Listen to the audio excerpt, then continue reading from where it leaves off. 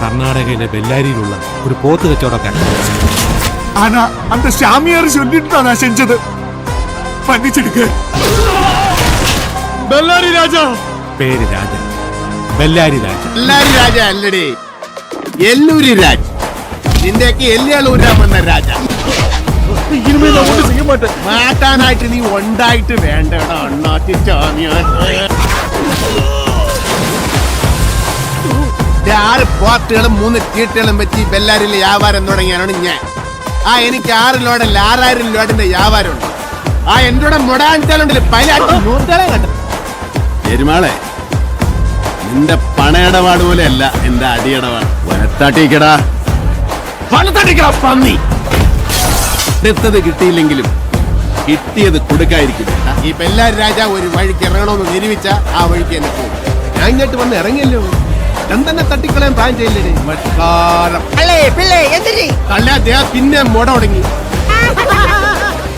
എന്തൊരാണല്ലേ അവന്റെ cooling glass എനിക്കൊരു വീക്കിങ്സ് ആണെന്ന് എന്നെ പറ്റി പരക്കെ അങ്ങനെ ഒരു പരാതി ഉണ്ട്. മസിലും പെരുപ്പിച്ച് കള്ളരും പോലീസും കളിക്കാൻ ഇറങ്ങിയിരിക്കുക. എങ്കിൽ കൊണ്ടുവരേണ്ട പട്ടിയെ കൊണ്ട് മാ പറഞ്ഞിട്ട് മാറി നിന്റെ വാർത്തയിലുണ്ട്.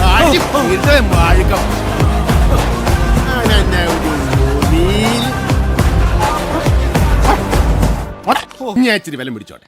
പിന്നെ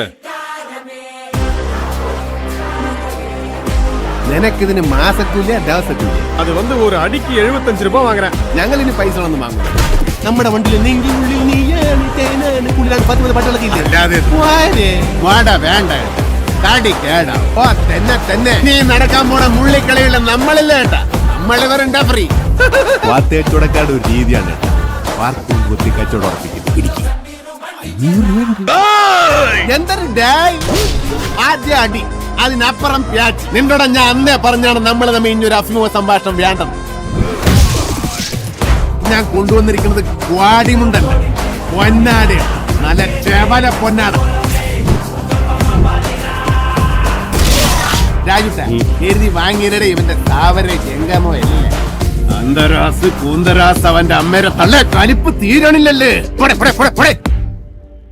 ഇവൻ പുലിയാണ് കേട്ടാ. നമ്മൾ ഒരു വരവൂടെ വരേണ്ടി വരും.